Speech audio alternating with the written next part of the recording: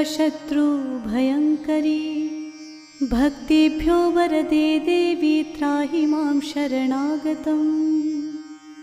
ॐ सुरासुरार्चिते देवी सिद्धगन्धर्वसेविते जाड्यपापहरे देवी त्राहि मां शरणागतम्।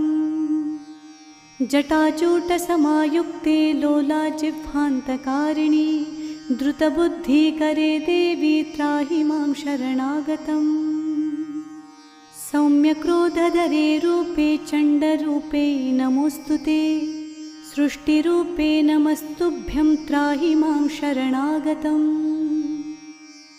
जडानां जडतां हन्ति भक्तानां भक्तवत्सला मूढतां हर मे देवी त्राहि मां शरणागतम्।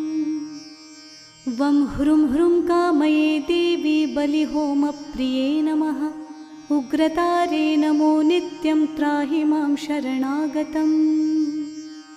बुद्धिं देहि यशो देहि कवित्वं देहि देहि मे मूढत्वं च हरेद्देवी त्राहि मां शरणागतम्।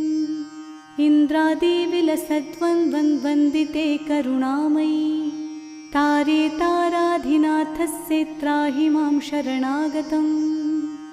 अष्टभ्यां च चतुर्दशां नवम्यां यः पठेन्नरः षण्मासः सिद्धिमाप्नोति नात्र कार्या विचारणा। मोक्षार्थी लभते मोक्षं धनार्थी लभते धनं विद्यार्थी लभते विद्यां तर्कव्याकरणादिकम्। इदं स्तोत्रं पठेद्यस्तु सततं श्रद्धयान्वितः तस्य शत्रुक्षयं याति महाप्रज्ञा प्रजायते। पीडायां वापि संग्रामे जाड्ये दाने तथा भये य इदं पठति स्तोत्रं शुभं तस्य न संशयः इति प्रणम्य स्तुत्वा च योनिमुद्रां प्रदर्शयेत्। इति नीलसरस्वती स्तोत्रं सम्पूर्णम्।